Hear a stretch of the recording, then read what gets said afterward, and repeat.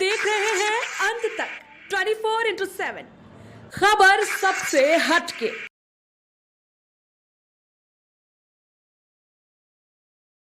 हमारे हलाल की नीलामी नहीं चलेगी, हलाल की नीलामी नहीं चलेगी। बंद करो, जिंदाबाद जिंदाबाद, बंद करो, जिंदाबाद जिंदाबाद, हो बर्बाद हो बर्बाद, हो बर्बाद हो बर्बाद। मैं जेएनयू में मॉडर्न हिस्ट्री में फर्स्ट ईयर पीएचडी स्टूडेंट हूँ और अभी जो जेएनयूएसयू बना है जेएनयू में उसमें जॉइंट सेक्रेटरी पद पे हूँ। आज आप लोग ये मार्च क्यों निकाल रहे हैं?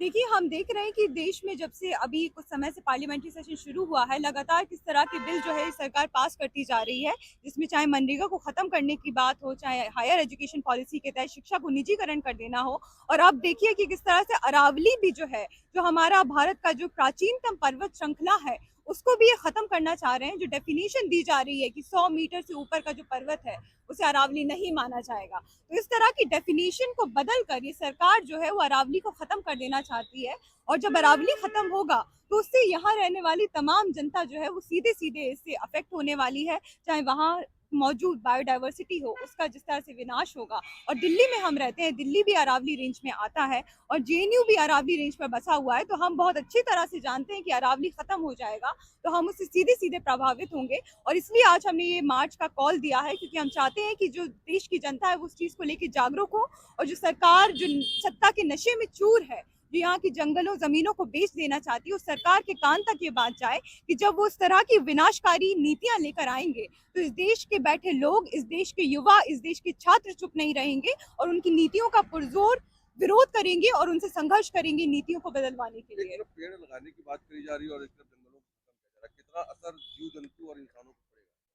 बहुत सही बात आपने बोली है कि सरकार का आप देखिए कि जो एक तरीके से दोगलापन है वो इसी बात से दिखता है कि जब बात की जाती है एनवायरनमेंट की तो ये बात करते हैं कि हम तो पेड़ बचाने की बात करते हैं, हम पेड़ लगाने की बात करते हैं, तमाम तरह की स्कीम लाई जाती हैं जिसमें बहुत फंड आता है, जिसमें भी बहुत भ्रष्टाचार होता है कि आप पौधे लगाइए, पौधारोपण करिए, स्कूलों में इस तरह की स्कीम लगाई जाती है। लेकिन उसी तरफ हम देखते हैं कि सरकार जब बात आती है हसदेव को लेकर, आपने देखा कि छत्तीसगढ़ में किस तरह से हसदेव को काट दिया गया, और आज भी जब आप अरावली का डेफिनेशन बदल देंगे, वहां सीधा सीधा लोगों को छूट दे देंगे कि वो आए और इलीगल और लीगल वे में माइनिंग करें, तो आप देखिए कि किस तरह से वहां की भी बायोडाइवर्सिटी जाएगी, वहां पे जो जंगल है वो भी खत्म होंगे। तो जो दोगलापन है कि एक तरफ जो नैरेटिव है वो ये है कि हम पर्यावरण को बचा रहे हैं, लेकिन जो नीतियां हैं वो पर्यावरण को बर्बाद करने वाली नीतियां हैं।